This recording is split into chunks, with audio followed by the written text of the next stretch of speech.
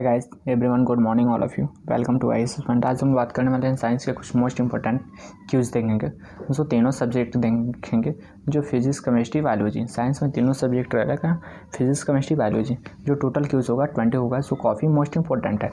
चलिए हम लोग क्यूज को देखते हैं। उससे पहले बता दें जो लोग चैनल पर नए हैं तो चैनल को like share subscribe and comments ज़रूर करें। चलिए हम लोग देखते हैं। जो हम लोग का फर्स्ट क्वेश्चन है, बल गुणनफल है। बल गुणनफल है किसके? द्रव्यमान और वेग का, कि द्रव्यमान और त्वरण का, भार और वेग का, कि भार और त्वरण का। तो इसमें ऑप्शन नंबर हम लोग का सेकंड सही है। द्रव्यमान और त्वरण का क्या होता है? बल गुणनफल होता है। द्रव्यमान और त्वरण का बल गुणनफल होता है। फिर हम क्वेश्चन नंबर सेकंड देख लेते हैं। क्वेश्चन नंबर सेकंड है, रासायनिक ऊर्जा का विद्युत ऊर्जा में रूपांतरण निम्नवत होता है। ठीक है, रासायनिक ऊर्जा का विद्युत ऊर्जा में रूपांतरण निम्नवत होता है। किसका होता है? इलेक्ट्रोलाइसिस द्वारा होता है, कि प्रकाश संश्लेषण द्वारा होता है, कि शोषण द्वारा होता है, कि उत्सवेदन द्वारा होता है? उत्सवेदन द्वारा होता है। जो रासायनिक ऊर्जा का विद्युत ऊर्जा में रूपांतरण किसके द्वारा होता है? इसमें होता है हम लोग का ऑप्शन नंबर फर्स्ट सही है, इलेक्ट्रोलाइसिस द्वारा होता है। ठीक है, इलेक्ट्रोलाइसिस द्वारा होता है, इलेक्ट्रोलाइसिस द्वारा होता है। फिर हम क्वेश्चन नंबर थर्ड देख लेते हैं। क्वेश्चन नंबर थर्ड है, निम्नलिखित में से किसे वर्गीकी का पितामह कहा जाता है? ठीक है, निम्नलिखित में से किसे वर्गीकी का पितामह कहा जाता है? एंगलर को कहा जाता है, कि अरस्तू को कहा जाता है, कि लिनियस को कहा जाता है, कि थियोफैटस को कहा जाता है? तो जो वर्गीकी का पितामह कहा जाता है वो कहा जाता है आपका लिनियस को कहा जाता है। ऑप्शन नंबर हम लोग का सी सही है, थर्ड सही है। फिर हम लोग क्वेश्चन नंबर फोर्थ देख लेते हैं। क्वेश्चन नंबर फोर्थ है, पी.एन.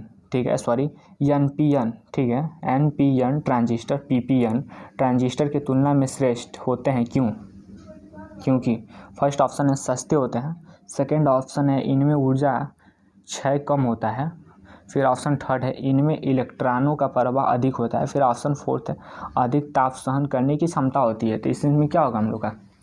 इसमें रहेगा इनमें इलेक्ट्रॉनों का प्रवाह क्या होता है? अधिक होता है। इनमें इलेक्ट्रॉनों का प्रवाह अधिक होगा। ऑप्शन नंबर हम लोग का सी सही है, इनमें इलेक्ट्रॉनों का क्या होता है? प्रवाह अधिक होता है। फिर हम लोग क्वेश्चन नंबर फिफ्थ देख लेते हैं, 5 देख लेते हैं। क्वेश्चन नंबर 5, आधुनिक, ठीक है, आधुनिक कंप्यूटरों की लघु रूपकरण संभव हो सकता है निम्न में से। ठीक है, निम्न के प्रयोग से जो आधुनिक कंप्यूटरों का लघु रूपकरण संभव हो सकता है निम्न के प्रयोग से क्या होता है? फर्स्ट ऑप्शन है ट्रांजिस्टर, सेकेंड ऑप्शन है समाकलित परिपथ चिप, फिर थर्ड ऑप्शन है नैनो परिपथ, और फोर्थ ऑप्शन है अति संचालक। तो इसमें ऑप्शन नंबर हम लोग का सेकंड सही है, समाकलित परिपथ। ठीक, ऑप्शन नंबर सेकंड सही है, समाकलित परिपथ। फिर हम लोग क्वेश्चन नंबर 6 देख लेते हैं। क्वेश्चन नंबर 6 है, लाइटिन। ठीक है, लाइटिन में वायरस का क्या अर्थ है? लाइटिन में वायरस का क्या अर्थ है? ऑप्शन फर्स्ट है मधुर, ऑप्शन सेकंड है लघु, और फिर ऑप्शन फोर्थ है तरल, ऑप्शन थर्ड है तरल, ऑप्शन फोर्थ है क्या? 20। तो लाइटिन में वायरस का अर्थ होता है वो होता है ऑप्शन नंबर डी, यानी फोर्थ सही है, 20 होता है। ठीक है, लाइटिन में वायरस का क्या अर्थ होता है? वो होता है 20। फिर अब हम लोग क्वेश्चन नंबर 7 देख लेते हैं। क्वेश्चन नंबर 7 है, यदि किसी रेडियोधर्मी पदार्थ की मात्रा को 2 गुना कर दिया जाए तो रेडियोधर्मी की क्षरण क्या होती है? अपरिवर्तित रहती है। ठीक है, अपरिवर्तित रहती है। फिर हम लोग क्वेश्चन नंबर 8 देख लेते हैं। क्वेश्चन नंबर 8 है, 1 माइक्रोन किसके बराबर होता है? 1 माइक्रोन किसके बराबर होता है? वो होता है 100 mm के बराबर होता है। 1 माइक्रोन किसके बराबर होता है? 100 mm के बराबर होता है, कि 1000 mm के बराबर होता है, कि 0.01 mm के बराबर होता है, कि 0.001 mm के बराबर होता है। तो होता है 1 माइक्रोन जो होता है 0.001 mm के बराबर होता है। 1 माइक्रोन इसके बराबर होता है। फिर हम लोग क्वेश्चन नंबर 9 देख लेते हैं। क्वेश्चन नंबर 9 है, तरण। ठीक है, तरण ताल वास्तविक गहराई से कम गहरा दिखाई देती है। इसका कारण क्या? अपवर्तन होता है, कि प्रकाश प्रकीर्णन होता है, प्रकाश प्रकीर्णन होता है, कि परिवर्तन होता है, कि व्यक्तिकरण होता है। तो जो होता है अपवर्तन होता है। अपवर्तन के कारण क्या होता है? तरल ताल वास्तविक गहराई से कम गहरा दिखाई देता है। किसके कारण? अपवर्तन के कारण। फिर हम क्वेश्चन नंबर 10 देख लेते हैं। क्वेश्चन नंबर 10 है, कोबाल्ट 60 आमतौर के विकिरण चिकित्सा यथा कैंसर जैसे रोगों में प्रयुक्त होता है। क्यों? यह उत्सर्जित करता है, क्या करता है? अल्फा किरणें करता है, कि बीटा किरणें करता है, कि गामा किरणें करता है, कि ये सभी करता है। तो इसमें हम लोग का ऑप्शन नंबर क्या होगा? ऑप्शन नंबर इसमें हम लोग का सी सही है, गामा किरणें क्या करता है? उत्सर्जित करता है, गामा किरणें उत्सर्जित करता है। फिर हम लोग क्वेश्चन नंबर 11 देख लेते हैं। क्वेश्चन नंबर 11, सबसे अधिक तीव्रता की की ध्वनि उत्पन्न करता है, सबसे अधिक तीव्रता की ध्वनि उत्पन्न करता है कौन करता है? बंदर करता है कि गोरिल्ला करता है कि चिंपैंजी करता है कि जो बाघ करता है? तो जो सबसे अधिक तीव्रता की ध्वनि जो उत्पन्न करता है वो क्या करता है? वो बाघ करता है। फिर हम लोग क्वेश्चन नंबर 12 देख लेते हैं। क्वेश्चन नंबर 12 है वायुमंडल में बादलों के तैरने का कारण है। वायुमंडल में बादलों का तैरने का कारण है क्या है? ताप है कि वेग है कि दाब है कि घनत्व है? तो जो वायुमंडल में बादलों के तैरने का कारण होता है वो होता है हम लोग का ऑप्शन नंबर हम लोग का क्या होता है? 4 सही है, 4 यानी डी सही है, बाघ होता है। वायुमंडल में बादलों के तैरने का कारण जो होता है वो घनत्व होता है, बाघ नहीं होता है। बाघ की तीव्रता अधिक होती है, ठीक है, ध्वनि तीव्रता। फिर हम लोग क्वेश्चन नंबर 13 देख लेते हैं। 13 है रक्त शुद्ध करने वाला अंग क्या है? यकृत है, वृक्क है कि हृदय है कि फेफड़ा है?